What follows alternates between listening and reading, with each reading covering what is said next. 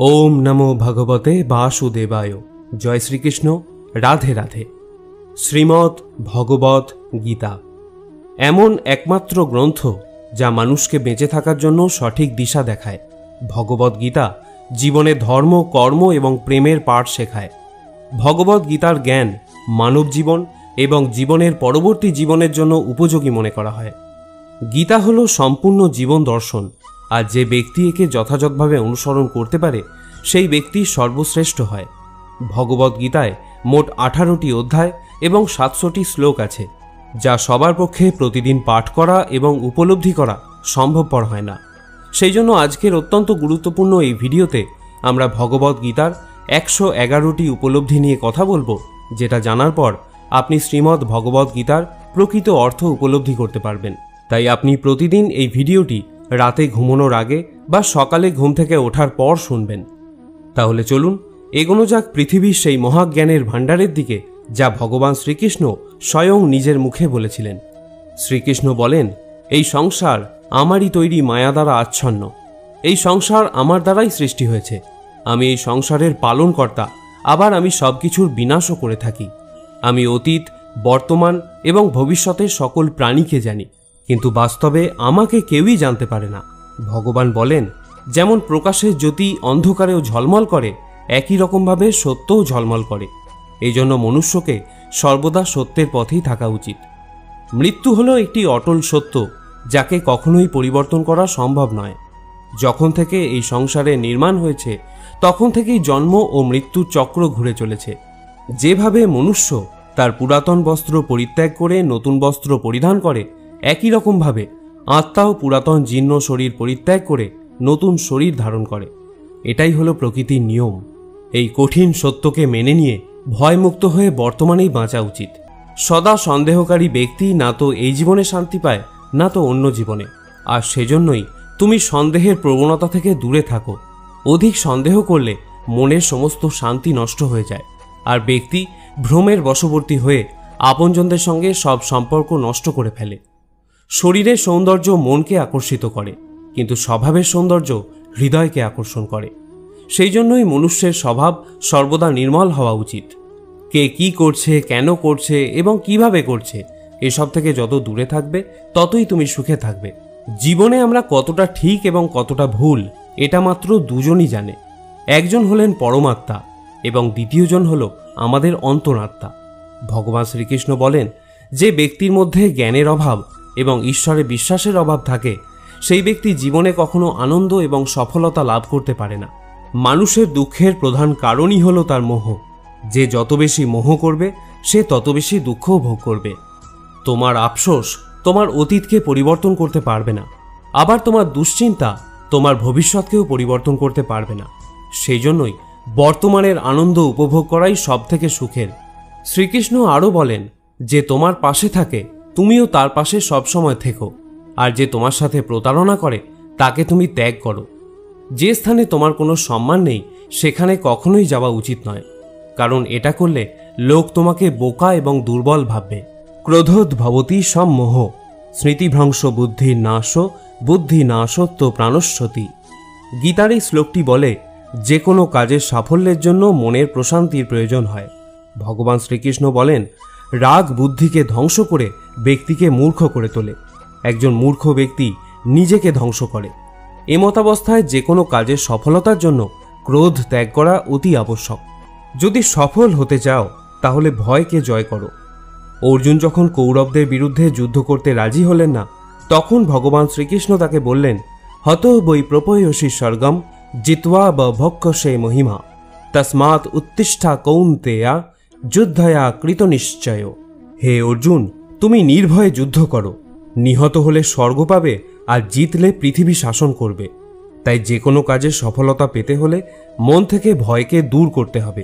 কর্মফল নিয়ে পরমেশ্বর ভগবান গীতায় বলেছেন, কর্মণ্যেবাধিকারস্তে মা ফলেষু কদাচনা। গীতার এই শ্লোকে ফলের আকাঙ্ক্ষা ব্যতীত কর্মের আদি ক্ষেত্রের ওপর জোর দেওয়া হয়েছে। আপনি যদি কোনো কাজে সাফল্য চান তবে কর্মে মনোযোগ দিন, তবেই আপনি বিভ্রান্তি ছাড়া কর্ম করতে সক্ষম হবেন। গীতায় বলা হয়েছে, ফল কামনা করে কর্ম করলে কর্মের দিকে কম আর ফলের দিকেই বেশি মনোযোগ থাকে। যতক্ষণ না তুমি নিজের কাছে হেরে যাচ্ছ, ততক্ষণ এই পৃথিবীর কেউ তোমাকে হারাতে পারবে না। দুর্বল তুমি নয়, দুর্বল তোমার সময়, আর সময় প্রত্যেকের পরিবর্তন হয়। প্রেম সর্বদা ক্ষমা চাইতে পছন্দ করে, কিন্তু অহংকার ক্ষমা চাওয়াতে পছন্দ করে। ভগবান শ্রীকৃষ্ণ বলেন, তোমার নাম নয়, কর্মই তোমার আসল পরিচয়। তার কারণ এক নামের হাজার মানুষ আছে, তাদের নাম এক হলেও কর্ম ভিন্ন হয়, আর সেটাই তাদের আসল পরিচয়। হাজারটা ভালো কথার মধ্যেও লোক তোমার খারাপ কথাটাকেই মনে রাখবে, তাই লোক কি বলছে তাতে মনোযোগ দিও না। যতটা সম্ভব নিশ্চুপ থাকাই শ্রেয়, কারণ মানুষের পাপের জন্ম তার মুখের কথা থেকেই প্রথম শুরু হয়। কারোর সাথে ছলনা করা বা ঠকানো হলো একটা ঋণের মতো, যা অন্য কারোর কাছে তোমাকে পরিশোধ করতেই হবে। আজ তুমি একজনকে ঠকাবে, আগামীকাল তার পরিণাম তুমি অন্য কারোর কাছ থেকে অবশ্যই পাবে। যদি তোমার দৃষ্টি সত্যিই ভালো হয়, তাহলেই একমাত্র তুমি নিজের দোষ এবং অন্যের গুণগুলিই খুঁজে পাবে। যে সময়ের সাথে স্বভাব পরিবর্তন করে তাকে কখনোই বিশ্বাস করা উচিত নয়। জীবনে কখনো নিজেকে অন্যের সাথে তুলনা করো না। তুমি যেমনই হও সেটাই সর্বশ্রেষ্ঠ। প্রত্যেকেই তাদের জীবন বদলানোর জন্য সময় পায়, কিন্তু সময় বদলানোর জন্য দ্বিতীয় জীবন কেউই পায় না। ভগবান বলেন, যা অবশ্যম্ভাবী তা ঘটবেই, আর যা হবার নয় তা কখনোই হবে না। এরকম বিচার যার মনে থাকে তাকে দুশ্চিন্তা কখনোই পীড়া দেয় না। ভালো উদ্দেশ্য নিয়ে যে কাজ করা হয় তা কখনোই ব্যর্থ হয় না, আর তার ফলও তুমি একদিন নিশ্চয়ই পাবে। জীবনের সবথেকে বড় ভুল হলো সেটাই যেটা থেকে আমরা কিছু শিখতে পারি না। আজ তুমি যে কাজ করছো তার ফল তুমি ভবিষ্যতে নিশ্চিত পাবে, আর আজ তুমি যা পেয়েছো তা তোমারই দ্বারা করা তোমার অতীতের কর্মের ফল। শ্রীকৃষ্ণ বলেন, যে মানুষ শ্রদ্ধা ভক্তির সঙ্গে আমার উপাসনা করে, আমি তাকে সেই সব কিছু দিয়ে থাকি যা তার কাছে নেই, আর তার কাছে যা থাকে আমি তা রক্ষাও করি। কাকে কি আর কতটা বলতে হবে যদি তুমি শিখে নাও, তাহলে তোমার জীবন সার্থক হয়ে যাবে। যদি জীবনে কখনো সুযোগ পাও, তাহলে স্বার্থ ত্যাগ করে সাহায্য করে দিও, কিন্তু কখনোই স্বার্থপর হয়ে এড়িয়ে যেও না। ধর্ম দ্বারা পরিপূর্ণ হৃদয় সর্বদা ধর্মের পরামর্শ দেয়, আর অধর্ম দ্বারা পরিপূর্ণ হৃদয় সর্বদা অধর্মের পরামর্শ দেয়। বিষয় চিন্তা করতে করতে মানুষের তাতে আসক্তি জন্মায়। আসক্তি থেকে কামনা, কামনা থেকে ক্রোধ, ক্রোধ থেকে মোহ, মোহ থেকে স্মৃতিভ্রংশ, স্মৃতিভ্রংশ থেকে বুদ্ধিনাশ, আর বুদ্ধিনাশ হলেই বিনাশ ঘটে। কিন্তু যার ইন্দ্রিয় প্রসন্নচিত্ত এবং বুদ্ধি ঈশ্বরে স্থিত, তিনি অমৃত লাভ করেন। আর যিনি অযুক্ত, যার চিত্ত ঈশ্বরে সমাহিত নয়, তার আত্মা বিষয়ক বুদ্ধিও হয় না। যার আত্মা বিষয়ক বুদ্ধি চিন্তা নেই, তার শান্তিও নেই। আর যার শান্তি নেই, তার সুখ কোথায়? আমাদের মন সকল ইন্দ্রিয়কে পরিচালনা করে। যখন ইন্দ্রিয় সকল মনের অধীন এবং প্রজ্ঞাবান, যার ইন্দ্রিয় সকল বিষয় থেকে নিবৃত হয়েছে, তার প্রজ্ঞা প্রতিষ্ঠিত হয়েছে বলে জানবে। যেমন নদীর জল সমুদ্রে প্রবেশ করে বিলীন হয়ে যায়, তেমনি আত্মাবান ব্যক্তিতে বিষয় সকল প্রবেশ করলেও তাতে চিত্ত বিক্ষিপ্ত না হয়ে স্থির থাকে। এইরূপ স্থির আত্মাবান ব্যক্তি শান্তি লাভ করে। কিন্তু যিনি ভোগ কামনা করেন তিনি শান্তি পান না। যে ব্যক্তি সমস্ত কামনা ত্যাগ করে নিষ্প্রিয় হয়ে বিচরণ করেন, যিনি মমতাশূন্য এবং অহংকার শূন্য, তিনিই শান্তিপ্রাপ্ত হন। হে পার্থ, এই স্থিতিপ্রজ্ঞ অবস্থাই হল ব্রাহ্মী স্থিতি। এই অবস্থা প্রাপ্ত হলেই জীবের আর মোহ থাকে না। মৃত্যুকালেও এই অবস্থা বিদ্যমান থাকায় তিনি ব্রহ্মে লীন হন, অর্থাৎ তিনি মোক্ষ লাভ করেন। তৃতীয় অধ্যায়ে অর্জুনের প্রশ্নের উত্তরে শ্রী ভগবান কর্মযোগের অবতারণা করেছেন। এখানেও নিষ্কাম কর্মের উপায়রূপে প্রথমে আত্মাতে সন্তুষ্ট, আত্মারাম জ্ঞানীর ভাবানুযায়ী ফলাশক্তি বর্জন করে কর্ম করার উপদেশ দিলেন। তারপর অহংকার বর্জিত নির্লিপ্ত বুদ্ধিতে কর্ম করার উপদেশ দিলেন। তিনি বলছেন, মই সর্বাণি কর্মাণি সংন্য সাধ্যাত্ম চেতসা, অর্থাৎ বিবেক বুদ্ধি দ্বারা আমাদের সমস্ত কর্ম সমর্পণ করো। এখানেও শ্রী ভগবান কর্মযোগের সহজ পন্থা স্পষ্ট করে নির্দেশ করে দিচ্ছেন। ঈশ্বরের সমস্ত কর্ম সমর্পণ করতে হবে আমাদের, তাহলে সেই কর্মের ফল আর আমাদের ওপর বর্তাবে না। ঈশ্বর তার অনন্ত কৃপাগুণে আমাদের সমস্ত কর্মভোগ কাটিয়ে মোক্ষের অধিকারী করে দেবেন। এরপর চতুর্থ অধ্যায়ে ভগবান তার করুণার পরাকাষ্ঠা প্রকাশ করে প্রতিজ্ঞা করছেন, যে যথা মাং প্রপদ্যন্তে তাঙ্গস তথৈব ভজামহম, অর্থাৎ যে যেখানে যেভাবে যে অবস্থায় আমার শরণ নেয়, তাকে সেইখানে সেইভাবে সেই অবস্থায় আমি অনুগ্রহ করে থাকি। যে বিষয় কামনা করে তাকে আমি কাম্য বস্তু প্রদান করে থাকি। যে মোক্ষ কামনা করে তাকে আমি মোক্ষ ফল প্রদান করি। যে ভক্তি প্রার্থনা করে তাকে আমি ভক্তি প্রদান করি। যারা প্রকৃত জ্ঞানী ব্যক্তি তারা না তো মৃত ব্যক্তির জন্য শোক করেন, না তো তাদের জন্য শোক করেন যারা জীবিত আছেন, কারণ তিনি জানেন যে মারা গেছে সে আবার জন্ম নেবে, আর যে জীবিত আছে সেও একদিন নিশ্চয়ই মারা যাবে। ভগবান শ্রীকৃষ্ণ বলেন, মনের শান্তির থেকে বড় সম্পদ এই পৃথিবীতে আর কোনো কিছুই নেই। যে ব্যক্তি নিজের মনকে শান্ত রাখতে শিখে গেছে তার থেকে বড় ধনী এই সংসারে আর কোথাও নেই। সময় কখনো মানুষের তৈরি পথে চলে না, মানুষকেই সময়ের তৈরি পথে চলতে হয়। একেই তো নিয়তি বলে। জীবন তখন কঠিন মনে হয় যখন আমরা নিজেকে পরিবর্তন করার পরিবর্তে পরিস্থিতিকে পরিবর্তন করার চেষ্টা করি। কর্মই হলো সবথেকে বড় ধর্ম। ভগবান শ্রীকৃষ্ণ গীতায় অর্জুনকে উপদেশ দিতে গিয়ে বলেছেন, মনুষ্য কর্ম করার জন্যই পৃথিবীতে জন্ম নেয়, আর কর্ম না করে কেউ ক্ষণকালও থাকতে পারে না। পরিণামের কথা চিন্তা না করে মানুষকে নিজের কর্তব্য পালন করে যাওয়া উচিত। ক্রোধ মানুষকে নরকে টেনে নিয়ে যায়। ক্রোধ করার জন্য মানুষের মন অশান্ত হয়ে পড়ে, আবেগের বশবর্তী হয়ে তখন সে নিজেরই ক্ষতি করে। ভগবান শ্রীকৃষ্ণ বলেন, মনুষ্যকে ক্রোধ এড়িয়ে চলতে হবে। যতই রাগ হোক না কেন নিজেকে নিয়ন্ত্রণ করার প্রচেষ্টা করতে হবে। এই সংসারে আজ যা তোমার আছে গতকাল তা অন্য কারো ছিল, আগামীকাল তা অন্য কারো হয়ে যাবে। তুমি এই পৃথিবীতে খালি হাতেই এসেছো, আর তোমাকে খালি হাতেই এখান থেকে ফিরে যেতে হবে। মনের ওপর নিয়ন্ত্রণ রাখা অত্যন্ত জরুরি। মানুষের মন বায়ুর মতো চঞ্চল হয়ে থাকে। এই মনের জন্যই মানুষ কাম বাসনার প্রতি আকৃষ্ট হয়ে নিজের লক্ষ্য থেকে ভ্রষ্ট হয়ে যায়। যদি জীবনের সফলতা পেতে হয় তাহলে মনের ওপর নিয়ন্ত্রণ পাওয়া খুবই জরুরি। মনকে নিজের বশে করতে পারলে মস্তিষ্কের শক্তি কেন্দ্রীভূত হয় এবং তার জন্য কাজে সফলতা পাওয়ার সম্ভাবনা বৃদ্ধি পায়। গীতা আমাদের শেখায়, যে ব্যক্তি নিজের মনের ওপর নিয়ন্ত্রণ লাভ করেছে তার মনে অপ্রয়োজনীয় চিন্তাভাবনা এবং কামনা বাসনা প্রবেশ করতে পারে না। সে অকারণ ইচ্ছা থেকেও নিজেকে দূরে রাখতে পারে, আর তার সাথে ব্যক্তি নিজের লক্ষ্যকেও খুব সহজেই জয় করে নিতে পারে। যে কখনো জীবনের সংকটে পড়েনি সে কখনো নিজের শক্তির সম্পর্কে জানতে পারে না। যে অন্যের দুঃখকে অনুভব করতে পারে, যার মনে দয়া আছে, যারা মন থেকে শুদ্ধ, সে এই পৃথিবীর জন্ম মৃত্যু চক্র থেকে মুক্ত হয়ে যায়। ভগবদ গীতার একটি বড় শিক্ষা হলো এই, যে কাউকে কিছু দিয়ে কখনো অহংকার করা উচিত নয়। কে বলতে পারে তুমি তাকে সেটা দিচ্ছ নাকি পূর্বজন্মের ঋণ পরিশোধ করছো? যেসব ব্যক্তিরা অহংকারী হয় তাদের বংশ, বৈভব এবং প্রতিষ্ঠা তিনটেই চলে যায়। যদি বিশ্বাস না হয় তাহলে রাবণ, কৌরব এবং কংসকে দেখো, যারা অতিরিক্ত অহংকারের কারণে নিজেদেরকেই ধ্বংস করেছিল। যদি কাউকে বিশ্বাস করতে হয় তাহলে তার কথায় নয়, তার ব্যবহার দেখো। অতিরিক্ত রাগের সময় কিছুটা চুপ থাকলে এবং ভুলের সময় কিছুটা মাথা নত করলে জীবন আরও সহজ হয়ে ওঠে। ভগবান বলেন, যে ব্যক্তি আমাকে জেনে যায় সে এই কষ্টে ভরা পৃথিবীর জন্ম মৃত্যুর চক্র থেকে মুক্তি পেয়ে যায়। যে ব্যক্তি ভগবদ গীতা পড়ে এবং তাকে অনুসরণ করে তার জীবন থেকে সমস্ত দুষ্কর্মের প্রভাব নষ্ট হয়ে যায়। যা তোমার ভাগ্যে আছে তা দৌড়ে তোমার কাছে আসবে, আর যা তোমার ভাগ্যে নেই তা এসেও আবার চলে যাবে। ঝড় যেমন নদীতে থাকা নৌকোকে পথভ্রষ্ট করে দেয়, সেরকমই বাসনা মানুষের বুদ্ধিকে ভ্রষ্ট করে দেয়। যে মানুষ সুখ দুঃখে মান অপমানে শান্ত থাকতে পারে সেই মানুষ আমার অতি প্রিয়। বুদ্ধিমান ব্যক্তি যখন সম্বন্ধ রাখা বন্ধ করে দেয় তখন বুঝে নেওয়া উচিত যে তার আত্মসম্মানে কোথাও না কোথাও আঘাত লেগেছে। কোনো রকম দুঃখ কষ্টের মধ্যে তোমাকে এই 7টি গুণ বাঁচাবে: তোমার জ্ঞান, তোমার বিনম্রতা, তোমার বুদ্ধি, তোমার ভিতরের সাহস, তোমার ভালো কর্ম, সত্য কথা বলার অভ্যাস এবং ঈশ্বরে বিশ্বাস।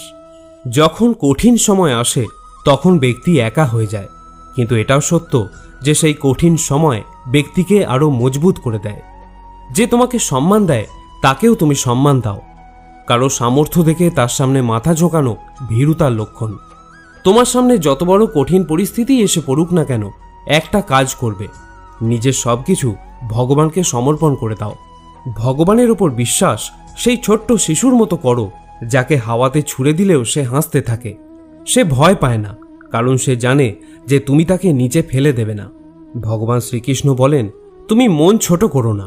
যদি আপনজন তোমার থেকে মুখ ফিরিয়েও নেয়, আমি তোমার সাথে সবসময় থাকব। কারোর সামনে এতটাও ঝোঁকা উচিত নয় যে সে তোমাকে নিচু শ্রেণীর লোক ভাবতে শুরু করে। মনুষ্য সর্বদা তার ভাগ্যকে দোষারোপ করে, এটা জেনেও যে ভাগ্যের থেকেও বড় হলো তার কর্ম, যেটা তার নিজের হাতেই রয়েছে। আমাদের জীবনের সবথেকে কটু সত্য হলো এটি যে আমরা সর্বদা সুখের জন্য চেষ্টা করি, কিন্তু আমরা দুঃখ পাই। আমরা প্রেম কামনা করি, কিন্তু আমরা হতাশার সাথে মিলিত হই। আমরা জীবন কামনা করি, কিন্তু আমরা জানি যে আমরা প্রত্যেক মুহূর্তে মৃত্যুর দিকে এগিয়ে যাচ্ছি। প্রত্যেক ব্যক্তি সুখ লাভের জন্য ফলপ্রসূ কাজে নিয়োজিত থাকে, কিন্তু তৃপ্তি পায় না। পরিবর্তে এই ক্রিয়াকলাপগুলি কেবল দুঃখকে আরও বাড়িয়েই তোলে। ফলে এই পৃথিবীতে কার্যত সবাই অসুখী। কেউ কেউ নিজের শরীর ও মনের দুঃখে ভোগে, অন্যরা তাদের পরিবারের সদস্য এবং আত্মীয়দের দ্বারা যন্ত্রণা প্রাপ্ত হয়। কেউ কেউ ধনসম্পদের অভাব এবং জীবনের প্রয়োজনীয় জিনিসপত্রের ঘাটতিতে ভুগছেন। বস্তুগত মানসিকতার লোকেরা জানে যে তারা অসুখী, কিন্তু তারা মনে করে যে তাদের সামনে থাকা অন্যরা সবাই সুখী, এবং তাই তারা বস্তুগত বৃদ্ধির জন্য ছুটতে থাকে। এই অন্ধ সাধনা চলে বহুকাল যাবৎ, তবুও সুখের দেখা নেই। এখন যদি মানুষ এটা বোঝে যে ফলপ্রসূ কাজে লিপ্ত হয়েও কেউ কখনো সুখ অর্জন করতে পারেনি, তাহলে তারা বুঝবে যে তারা যেদিকে ছুটছে তা বৃথা এবং অর্থহীন, এবং তখন তারা আধ্যাত্মিক জীবনের দিকে ফিরতে পারে। যাদের বুদ্ধি আধ্যাত্মিক জ্ঞানে স্থির হয়ে গেছে, তারা বোঝে যে ভগবানই সবকিছুর পরম ভোগদাতা। ফলস্বরূপ তারা তাদের কর্মের ফলের প্রতি আসক্তি পরিত্যাগ করে, তার কাছে সমস্ত কিছু নিবেদন করে এবং তার করুণা হিসাবে যা আসে তা নির্মলভাবে গ্রহণ করে। এটি করার ফলে তাদের কর্মগুলি কর্মিক প্রতিক্রিয়া থেকে মুক্ত হয়ে যায়, যা একজনকে জীবন ও মৃত্যু চক্রে আবদ্ধ করে। নিজের মনের ভেতর থেকে খারাপ গুণগুলিকে পরিত্যাগ করার কথা বলা হয়েছে ভগবদ্গীতায়। বলা হয়েছে, দম্ভ দর্পভিমানশ্চ ক্রোধ পারুষ্যমেব চ অজ্ঞানম চাভিজাতস্য পার্থ সম্পদমাসুরীম। অহংকার, রাগ, কঠোর বাণী এবং অজ্ঞানতা এইসব থেকে মনুষ্যকে দূরে থাকা উচিত। সৎ গুণগুলিকে নিজের জীবনে ধারণ করা উচিত। এর ফলে জীবনে পরম শান্তির অনুভূতি হয়। শ্রীকৃষ্ণ আরও বললেন, ন হি জ্ঞানেন সদৃশং পবিত্রমিহ বিদ্যতে। অর্থাৎ এই সংসারে জ্ঞানের মতো পবিত্র আর কোনো কিছুই হতে পারে না। শ্রদ্ধাবান লভতে জ্ঞানম, অর্থাৎ জ্ঞানের প্রতি জিজ্ঞাসা থাকলেই জ্ঞান লাভ করা যায়। জ্ঞানম লব্ধা পরাং শান্তিম অচিরেনাধিগচ্ছতি। জীবনে শান্তি লাভ করার জন্য সাধনা নয়, বরং জ্ঞানের প্রয়োজন হয়। তিনি সমগ্র মানবজাতিকে উদ্দেশ্য করে অর্জুনকে বলেছিলেন, যদি মনকে বশে না করতে পারো, তাহলে সেই মন তোমার চরম শত্রু হয়ে উঠবে। মানুষ এই জন্য দুঃখী নয় যে সে ঈশ্বরের অস্তিত্বকে বিশ্বাস করে না। মানুষ এই জন্য দুঃখী কারণ সে ঈশ্বরের জ্ঞানকে বিশ্বাস করে না। সময় এলে সবকিছুই পাওয়া যায়। সময়ের আগে কোনো কিছু পাওয়ার ইচ্ছাই দুঃখের প্রধান কারণ হয়ে দাঁড়ায়। যারা প্রেমকে জঘন্য বলেন তারা মূর্খ। এই জগৎ প্রেম দিয়েই তৈরি হয়েছে। প্রেমই হলো এই জগতের মেরুদণ্ড। মনুষ্য তার বিশ্বাস এবং চিন্তাভাবনা দ্বারাই তৈরি হয়। যার মনের চিন্তাভাবনা যেমন হয়, সেই মানুষ সেরকমই তৈরি হয়। এই সংসারে ভাগ্যের থেকে বেশি এবং সময়ের থেকে আগে না তো কেউ কিছু পেয়েছে আর না কখনো পাবে। মুখ থেকে বেরোনো কথার মধ্যে সংযম থাকা অত্যন্ত জরুরি, কারণ মুখের কথা একজনকে যা আঘাত দিতে পারে, সেই আঘাতের ক্ষত কোনোদিন পূরণ করা যায় না। শ্রীকৃষ্ণ বলেন, ধর্মের জন্য লড়াই করতে শেখো, অধর্মের শত্রু হতে শেখো, এবং যারা তোমার আপন তাদের জন্য ত্যাগ করতে শেখো। সত্য সর্বদা জলে ভাসমান তেলের মতো হয়। তুমি যতই মিথ্যার জল ঢালো, সত্য সর্বদা ওপরেই থাকবে। জীবনের একটি অমূল্য শিক্ষা, খুব আনন্দের সময় কারোর কাছে কোনো প্রতিজ্ঞা করো না। খুব রাগের সময় কাউকে উত্তর দিও না। আবার যখন খুব দুঃখ হবে তখন কোনো সিদ্ধান্ত নিও না। যদি কোনো মনুষ্য সমগ্র জগৎকে জেনে যায়, সমগ্র সংসারকে জেনে যায়, কিন্তু সে নিজেকে না জানতে পারে, তাহলেও সেই মানুষ নির্বোধ থেকে যায়। যদি কেউ তোমাকে প্রত্যাখ্যান করে তাহলে দুঃখ করো না, কারণ বাস্তবে সে তোমার মূল্য বোঝেনি। যে সম্পর্ক তোমাকে কাঁদিয়ে দেয়, সেই সম্পর্কে থেকে গভীর সম্পর্ক আর কোনো কিছুই হয় না। আর যে সম্পর্ক তোমাকে কাঁদার জন্য ছেড়ে দেয়, তার থেকে দুর্বল আর কোনো সম্পর্ক হয় না। সর্বদা শান্ত থাকতে শেখো, তাহলেই তুমি নিজেকে মজবুত অনুভব করবে। উত্তপ্ত লোহাকে গরম অবস্থায় যে কোনো রূপে পরিবর্তন করা যায়, কিন্তু ঠান্ডা হয়ে গেলে সেই লোহাই অনেক বেশি মজবুত হয়ে যায়। একজন জ্ঞানী ব্যক্তি হলো সেই যে অন্যকে দেখে এবং তার থেকে শিক্ষা লাভ করে, কিন্তু তাকে কখনো ঈর্ষা করে না। এই পৃথিবীতে কেউ কারোর আপন হয় না। মৃতদেহকে শ্মশানে নিয়ে যাওয়ার পর আপনজনরাই জিজ্ঞাসা করে আর কতক্ষণ সময় লাগবে। জীবনে দুঃখ পাওয়াও জরুরি, না হলে সুখের গুরুত্ব অনুভব করা যায় না।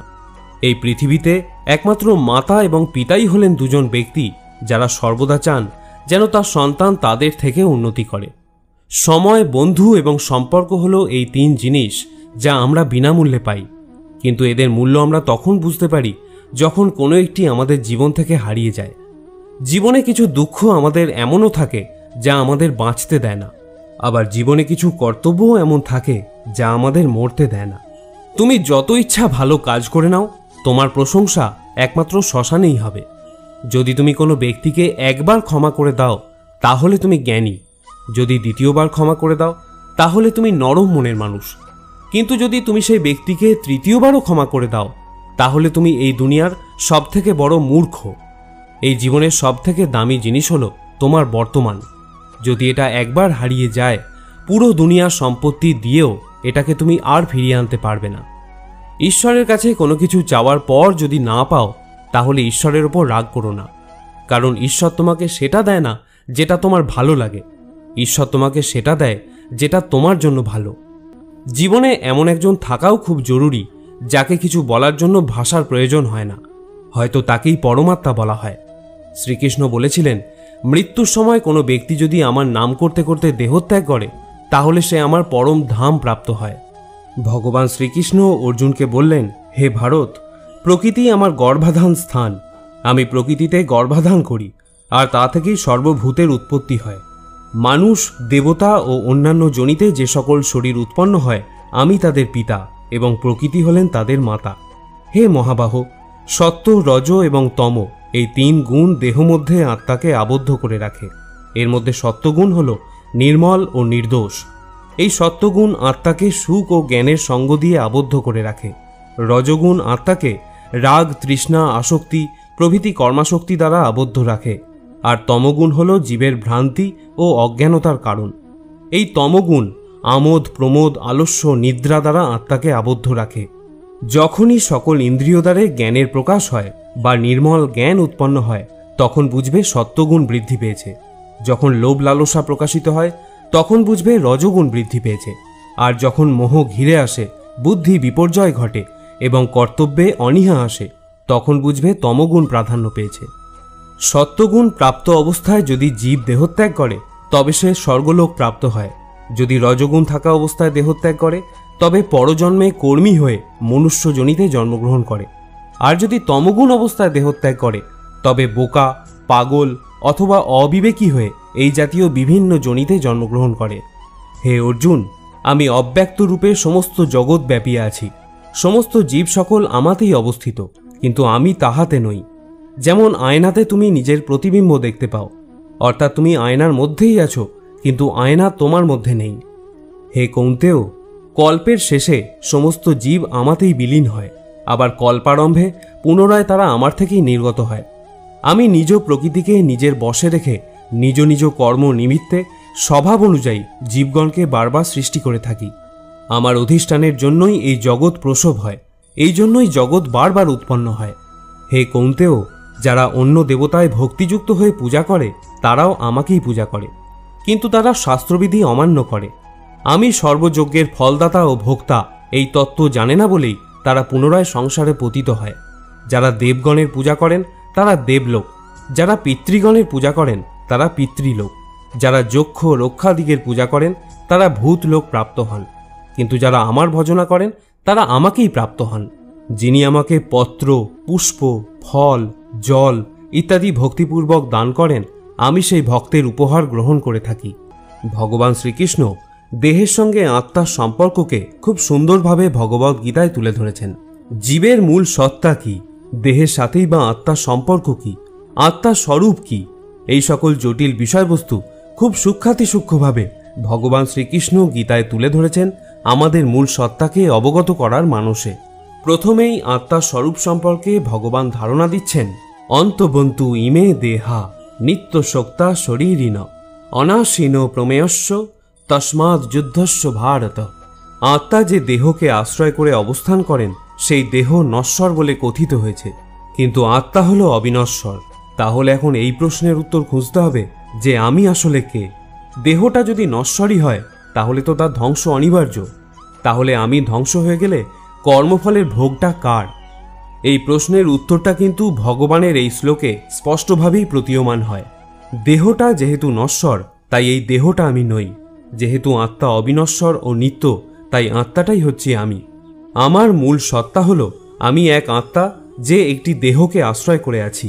দেহটা আত্মার একটি আবরণ মাত্র, যেটা ভগবান আরও স্পষ্ট করে বলেছেন, বাসাংশী জীর্ণানি যথা বিহায় নবানি গৃহ্ণাতি নরপরাণি তথা শরীরানি বিহায় জীর্ণান্ন ন্যান্নি সংজাতি নবানি দেহি।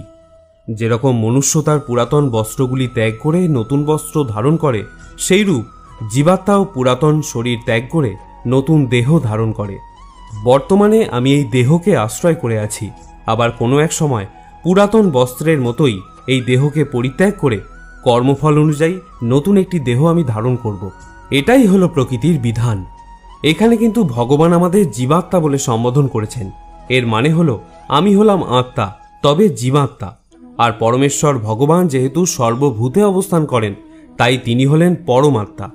যেহেতু আমার জন্ম হয়েছে তাই আমার মৃত্যু অবশ্যম্ভাবী। কিন্তু জন্ম ও মৃত্যু কোনো সৃষ্টি বা বিনাশ নয়। গীতার ভাষায় এটা দেহ পরিবর্তন করার একটা নিয়ম মাত্র। জাতস্য হি ধ্রুব মৃত্যু ধ্রুবম জন্ম মৃতস্য চ তস্মাৎ পরিহার্য অর্থে নতম সচিতুম অর্হসি। যার জন্ম হয়েছে তার মৃত্যু নিশ্চিত, আবার যার মৃত্যু হয়েছে তার জন্ম হওয়াও নিশ্চিত। সুতরাং যা অবশ্যম্ভাবী তার জন্য আমাদের শোক করা উচিত নয়। এটি হলো ভগবদ্ গীতার সবথেকে বড় উপলব্ধি।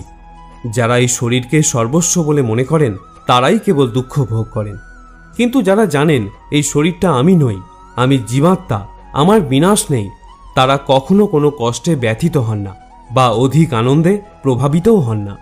শ্রোতা বন্ধুরা, আমি আশা করব ভগবত ভক্তির এই কথাগুলি আপনার ভালো লেগে থাকবে।